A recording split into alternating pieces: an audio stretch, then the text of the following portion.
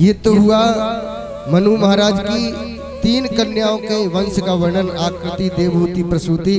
उनके 2 पुत्र हैं, प्रियव्रत और उत्तानपाद। प्रियव्रतोत्तानपादो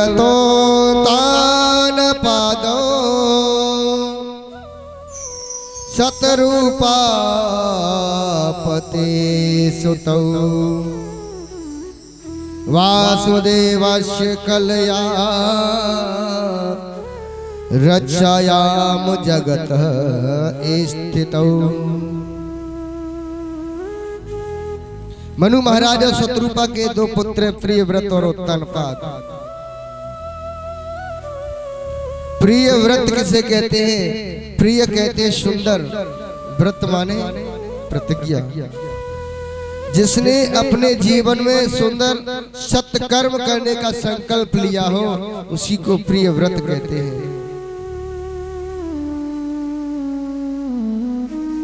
और आजकल भी बहुत भक्त अपने मन में व्रत लेते हैं कि आज हमारा व्रत है, अभी शिवरात्रि आएगी, एकादशी आने वाली है। बहुत से भक्त व्रत धारण करते हैं। अच्छा, लेकिन व्रत की अब परंपरा बिल्कुल अलग हो गई है, बदल गई है। जब भी व्रत होता है ना, श्रीमती जी से 1 दिन पहले ही सूचना कर देते हैं, सुनो कल हमारा व्रत है, कुछ बढ़िया बढ़िया सामग्री मंगा लेना, कूटू का आटा नहीं हो तो बाजार से मंगा लेना, कुछ साबूदाने या शमा मंगा लेना खीर के लिए। सुबह 8 नहीं बजते तब तक कहते हैं, अरे सुनती हो, तुम्हें मालूम नहीं है हमारा व्रत है। कुछ नहीं तो वो गाजर रखी है, गाजर का हलवा ही बना लो। 10 नहीं बजते तब तक कहते हैं, अरे आपने ध्यान नहीं दिया, आज हमारा व्रत है। अब बताइए, व्रत रह रहे हैं। व्रत का मतलब ये नहीं होता है। और ये जो हमारा शरीर है ना, हम प्रतिदिन न जाने कैसे कैसे भोजन ग्रहण करते हैं। नॉन स्टॉप चल रही है हमारे शरीर की मशीनरी। तो महीने या 15 दिन बाद 1 आध दिन तो इसे भी रेस्ट चाहिए ना, रिलीफ चाहिए।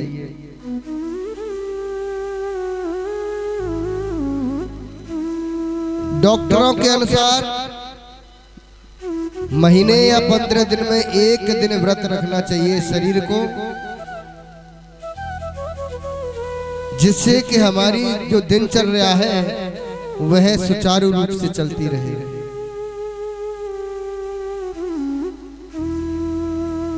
प्रियव्रत ने अपने जीवन में संकल्प लिया, बहुत सुंदर सत्कर्म किए। इनके दूसरे भाई हैं, इनका नाम है उत्तानपाद। उत्तानपाद किसे कहते हैं?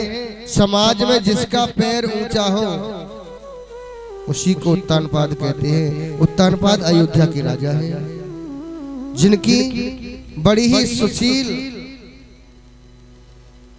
सद्गुण वाली पतिव्रत धर्म को निभाने वाली रानी है, जिसका नाम है सुनीति। अच्छा, सुनीति किसे कहते हैं? सुमाने अच्छी और नीति माने विचार, जिसके विचार सुंदर हो, जिसका आचरण सुंदर हो, उसी को सुनीति कहते हैं। एक दिन राजा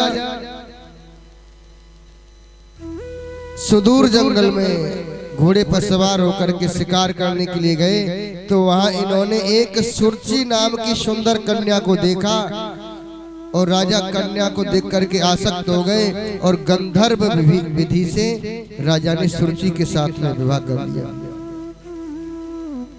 और जब ये दूसरी रानी महलों में आई तो इसने देखा कि पहले से भी रानी के राजा की एक रानी है, तो कह दिया महाराज मैं महलों के अंदर कदम जब रखूंगी जब पहली जो आपकी बड़ी रानी है इसे घर से बाहर निकालना होगा।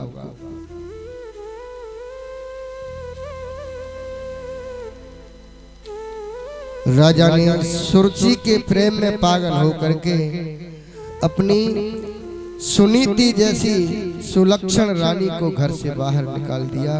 और जब घर से बाहर निकाला था तब सुनीति गर्भवती थी। वर्ण कुटी बना करके जंगल में वास करती है, संतों की सेवा करती है। बहुत समय हो गया संतों की सेवा करते करते वहीं एक बहुत सुंदर पुत्र को जन्म दिया जिसका नाम हुआ ध्रुव। एक दिन संतों ने सुनीति की सेवा को देखते हुए कहा, बेटी तुमने बहुत सेवा की है, हम तुम्हारी तपस्या से बड़े प्रसन्न हैं, आप वरदान मांगो। तो सुनीति ने कहा, हे ऋषिवर वरदान देना चाहते हो तो एक वरदान दे दो कि आपकी कृपा से मेरे यहाँ एक पुत्र हो चुका है, लेकिन मेरी छोटी बहन है सुरुचि राजा की दूसरी रानी, उसके भी एक पुत्र पैदा हो जाए।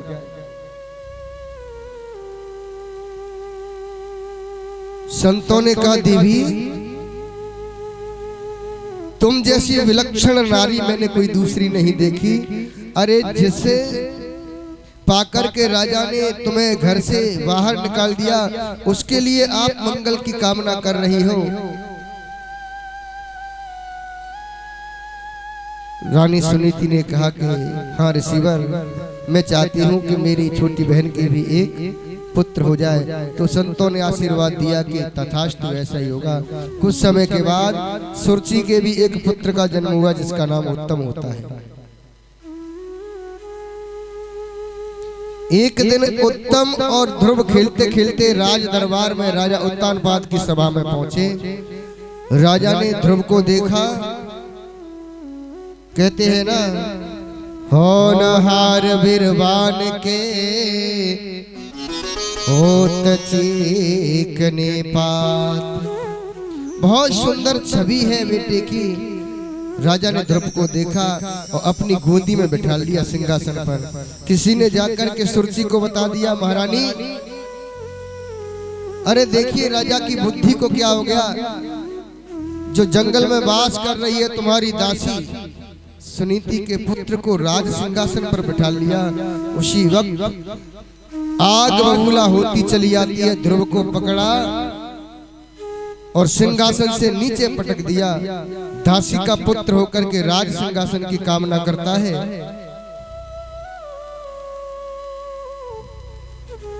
उसी वक्त रोते रोते ध्रुव मैया के पास पहुंचे। मैया से कहा, माँ मैं राज दरबार में गया, पिताजी ने मुझे गोद में उठा लिया तो मौसी ने मुझे धक्का मार करके वहां से भगा दिया। सुनीति ने कहा, बेटा अगर तू राज सिंहासन पर बैठना ही चाहता है तो इस सिंहासन को छोड़, उस परम पिता की तलाश कर, परमात्मा का भजन कर।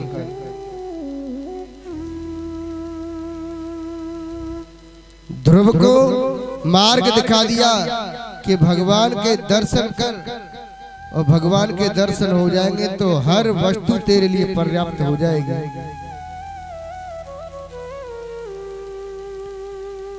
ध्रुव कहने लगे, माँ परमात्मा कहाँ मिलते हैं? बोले, कण कण में वास करता है वह ईश्वर। हरे व्यापक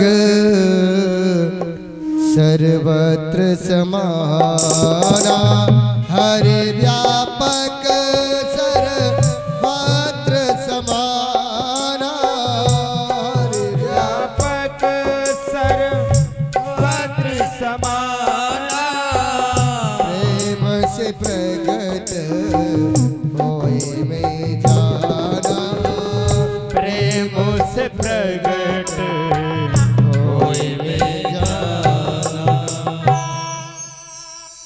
बेटा। परमात्मा हर जगह वास करते हैं, हर जीव में वास करते हैं। ध्रुव कहने लगे ठीक है मां, अब मैं भगवान का दर्शन करके ही लौटूंगा। ध्रुव वहां से चलते हैं, चले जा रहे हैं जंगल में। देवर्षि नारद ने देखा और कहा अरे वत्स कहाँ जा रहे हो? बोले मैं परमपिता परमात्मा को ढूंढने के लिए जा रहा हूँ। तो कहा कि बेटा तुमने गुरु बना लिया। बोले गुरु क्या होता है? तो देवर्षि नारद ने समझाया, गुरु बिन भवानिधि तरही न कोई, चाहे विरंच शंकर सम होय। बिना गुरु के भगवान का दर्शन नहीं होता, भवसागर से पार नहीं होते। तो बोले तुम ही हमारे गुरु बन जाओ। देवर्षि नारद ने ध्रुव को 12 मंत्र दिया। यमुना नदी के किनारे ध्रुव पहुंचे और वहां यमुना मैया में स्नान किया, आसन लगा करके बैठ गए और ध्रुव का अखंड जाप चल रहा है। ध्रुव जी के भजन का पहला महीना प्रारंभ हुआ तो ध्रुव 3 दिन तक कुछ नहीं खाते हैं। तीसरे दिन की शाम को जो वृक्ष के फल पड़े हैं उनमें से फल लिया और फल खाया, जल पी करके फिर तपस्या पर बैठ जाते हैं। इस प्रकार से पहला महीना उनका गुजरा और दूसरा महीना जब शुरू हुआ तो 6 दिन तक कुछ नहीं खाया, फल भी नहीं खाए, केवल सूखे पत्ते खा करके और दूसरे महीना को पूर्ण किया। और जब ध्रुव जी का तीसरा महीना प्रारंभ हुआ तपस्या का, त्रिरात्रांते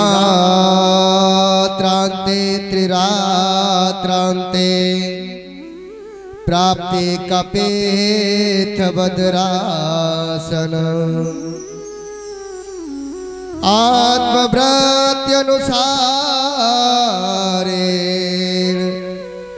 मासम नित्येर्चयन हरिम।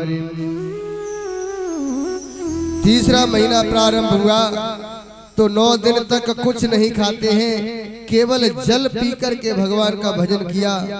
चौथा महीना प्रारंभ हुआ तो 12 दिन तक कुछ नहीं खाया न जल पिया, केवल वायु का आहार करके ही ध्रुव ने तपस्या किया। और जब 5वां महीना ध्रुव का शुरू हुआ, पंचमे मास्यनो प्राप्ते जित श्वासो नृपात्मज, ध्यायन ब्रह्म पदैकेन तस्थौ स्त्राण स्वाचलः। 5वां महीना शुरू हुआ ध्रुव का, अखंड जाप चल रहा है। एक पैर से खड़े हो गए, अब तो श्वास को लेना भी बंद कर लिया, श्वास को ब्रह्म रंध्र में खींच लिया। और जब श्वास को ब्रह्म रंध्र में धारण किया, अब तो हवा की गति रुक गई, सभी देवता घबराने लगे। ब्रह्मा जी के पास पहुंचे, अरे ब्रह्मा जी हमें श्वास लेने में बड़ा कष्ट हो रहा है। ब्रह्मा जी ने कहा कष्ट तो मुझे भी हो रहा है। नारायण भगवान के पास पहुंचे और कहा हे प्रभु, तुम्हारा भक्त ध्रुव जिसको 6 महीने पूर्ण होने के लिए जा रहे हैं, अखंड तप पर बैठ गया है, आप उसे दर्शन दीजिए। आज मेरे प्रभु स्वयं ध्रुव के दर्शन करने के लिए दौड़ते हैं। ध्रुव के मन में भगवान की छवि पहले से विराजमान थी। हृदय में भगवान की छवि को धारण किया था। भगवान कह रहे हैं बेटा ध्रुव नेत्र खोलो, लेकिन ध्रुव नेत्र नहीं खोलता क्योंकि हृदय में भगवान की छवि प्रकट हो गई। जैसे ही भगवान विष्णु ने अपनी छवि को ध्रुव के हृदय से खींचा, वो छवि लिप्त हुई। एकदम से ध्रुव पिताजी पिताजी कह करके पीछे को गिरने लगा। मेरे गोविंद ने 4 भुजाएं धारण की, चतुर्भुज रूप धारण करके ध्रुव जी को अपनी अंक में भर लिया।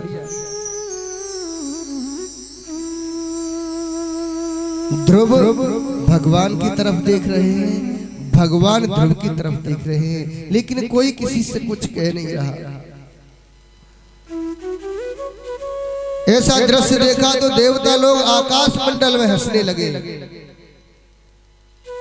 परीक्षित ने प्रश्न कर दिया, गुरुदेव ये देवता लोग हंस क्यों रहे हैं? सुखदेव जी कहने लगे, परीक्षित ये देवता लोग इसलिए हंस रहे हैं कि ध्रुव मौन खड़ा है, कुछ मांग नहीं रहा। देवता सोच रहे हैं देखो ध्रुव कैसा पागल है, अगर हमारे समक्ष भगवान प्रकट हो जाए तो वरदान मांगने के लिए लिस्ट बना करके भगवान को दे दे। इतना ही नहीं, जब देवता लोग हंस रहे हैं तो श्री सुखदेव जी को हंसी आई, और सुखदेव जी को हंसी आई तो परीक्षित जी को हंसी आई, परीक्षित जी को हंसी आई तो सोनकादिक 88,000 ऋषि नैमिषारण्य क्षेत्र में बैठे हुए हैं, वो भी हंसने लगे। श्री सूत जी भी हंसने लगे।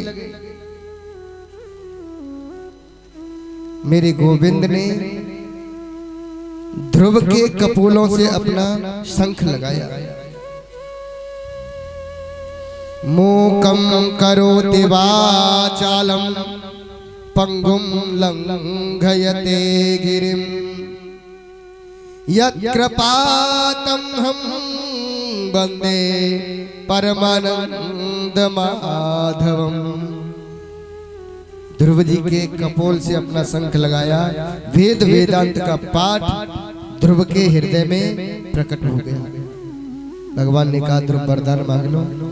ध्रुव कहने लगे तुम्हारा दर्शन हो गया, अब मुझे कुछ नहीं चाहिए। तो भगवान ने कहा कि चिंता मत करो, तुम राज्य की कामना लेकर के आए थे, जाओ मेरा वरदान है, पहले 36,000 वर्ष तक राजभोग करो, उसके बाद में मेरे धाम के दरवाजे हमेशा हमेशा के लिए तुम्हारे लिए खुले रहेंगे, कभी भी तुम मेरे धाम में आ सकते हो। इंद्र को आदेश दिया भगवान विष्णु ने, ऐरावत हाथी को लेकर के इंद्र आए, ध्रुव को ऐरावत हाथी पर बैठा करके अपनी नगरी अयोध्या के लिए पहुंचाया गया। ध्रुव ने अपनी मैया सुरची को जाकर के सबसे पहले प्रणाम किया। क्यों? क्योंकि ध्रुव जी विचार कर रहे हैं अगर मैया सुरची मुझे नहीं डांटती, नहीं फटकारती तो मैं वन में तपस्या के लिए नहीं जाता।